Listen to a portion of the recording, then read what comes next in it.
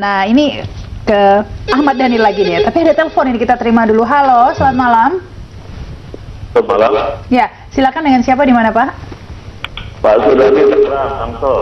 Ya, langsung, Pak. Iya. Begini Pak, untuk Pak Ahmad Dhani ya. Mas, sebelumnya Pak Ahmad Dhani. Saya hanya sama aja untuk Pak Ahmad Dhani. Memang popularitas Pak Ahmad Dhani dalam hal bidang kesenian cukup baik lah. Cukup baik, tapi dalam hal bidang kepemimpinan mungkin masih diragukan lah. Jadi contohnya seorang pemimpin itu kan memulai dari pemimpin rumah tangga. Di situ Pak Ahmad Dhani gagal lah, gitu boleh dikatakan. Jadi untuk itu sebaiknya tidak usah nyalon lah kalau memang punya banyak rezeki. Baik, terima kasih Pak Supriyadi, Tangerang. Wah, ini langsung ke masalah pribadi nih, bisa dikatakan ini ya, Ahmad Dhani. Wah, harusnya mimpin di dalam dulu dah sebelum mimpin keluar, begitu kan. Nah, itu tapi itu anggapan masyarakat wajar-wajar saja nih kalau menurut Mbak. Ya, karena masyarakat kan banyak yang ahistoris kan, Mbak. Jadi kita harus maklum, karena masyarakat tuh banyak yang ahistoris.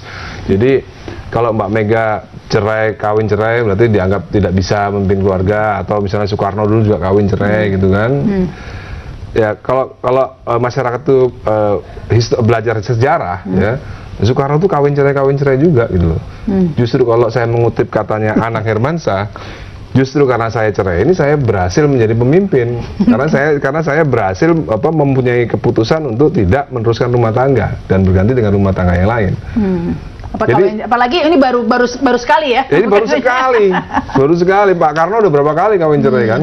Jadi sebagian besar masyarakat yang mendukung Ahok ya, biasanya memang ini tagline-nya ini, memimpin rumah tangga aja nggak bisa, mau memimpin DKI misalnya ya. Jangan-jangan yang nggak berani cerai karena takut istri mungkin. Nah, karena tergantung cara kita berpikir kan. Ada juga yang seperti itu, ada kan? Karena saya banyak kenal laki-laki yang memang tidak berani cerai karena memang tidak berani untuk mengatakan hal itu. Tapi mungkin memang tidak ada korelasinya juga ya, karena banyak juga pemimpin-pemimpin dunia ya, di Prancis itu banyak juga seperti itu. Ya, jadi kalau misalnya kita tanya sama Bapak tadi ya, tahu nggak dia istrinya misalnya Mahathir Muhammad siapa namanya? Pasti nggak tahu dia. Misalnya istrinya Ahmadinejad siapa? Udah berapa kali kawin Ahmadinejad? Pasti nggak tahu, karena itu nggak penting.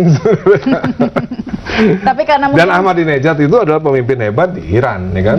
Atau Ayatollah Khomeini misalnya, ya kan? Sebagai pemimpin di Iran yang top. Saddam Hussein misalnya, tahu nggak berapa istrinya Saddam Hussein?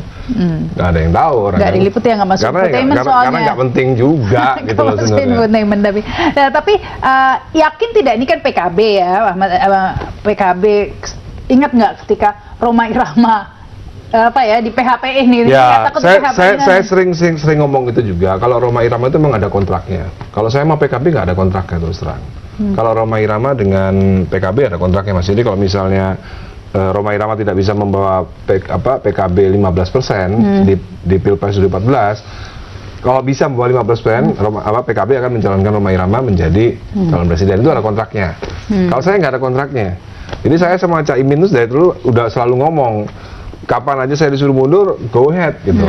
Tapi asal jangan digantikan dengan pemimpin yang non Muslim, karena ini partai.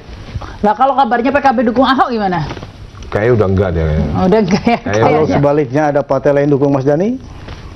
Nggak ada masalah sebenarnya. Saya daftar ke PDIP, daftar ke semua juga kok ya. Nggak ada masalah. Nggak ada ikatan kan, nggak ada kontrak kan? Nggak ada kontrak, saya sama PKB nggak ada kontrak.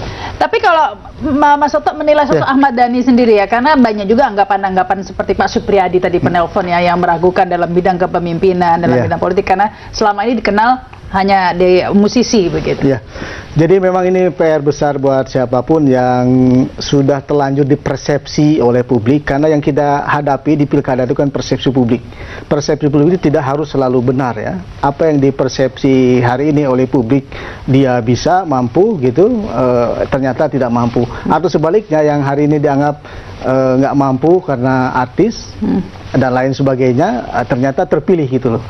Nah, ini fakta yang saya kira suka atau tidak terjadi, karena memang data survei kita di pilkada itu kita menghadapi 80% pemilih yang berkategori irasional. Saya selalu bilang begitu. Nah, Mas Dhani PR-nya memang banyak tentu ya. Dia memang belum punya record di politik ya. Tapi kalau kita merujuk pada calon-calon Record di lain, musik banyak. betapa banyak ya calon artis-artis yang bahkan PASA yang juga nggak punya record terpilih gitu. Jadi Tapi wakil ini beda wali ini kota. kan DKI ya, gitu loh. magnetnya beda. Nah, cuma mungkin dalam konteks DKI yang saya ingin bilang ya, dari data survei kita tentu idealnya memang Mas Dhani antara popularity dengan electability itu berbanding lurus ya. Atau paling tidak kalau tingkat popularitasnya 90%, ya idealnya sih 80% tuh orang suka dari 90%. Nah, tapi kalau merujuk pada data kita, Mas Dhani memang harus saya sebut datanya masih di bawah 10%. Nah, ini fakta yang suka Tapi atau tidak. popularitasnya 90. Sudah hampir tembus di angka 90. Kalau di data kita 88% gitu. Ini angka yang sudah sangat tinggi. Nah, tentu banyak catatan ya. Kenapa atau apa faktor yang menyebabkan itu? Tentu bisa jadi karena publik masih belum yakin Mas Dhani ini maju apa enggak. Partai pendukungnya serius apa enggak mendorong Mas Dhani katanya. Iya. Itu kan membuat publik Dan juga ragu. belum terlalu banyak belusukan juga ya, baru ke Kalijodo aja kemarin itu ya, atau kemana lagi belum banyak ini juga. Enggak, jadi sebenarnya kalau untuk menurut saya pribadi ya, tapi mungkin berbeda dengan Mas Hasto.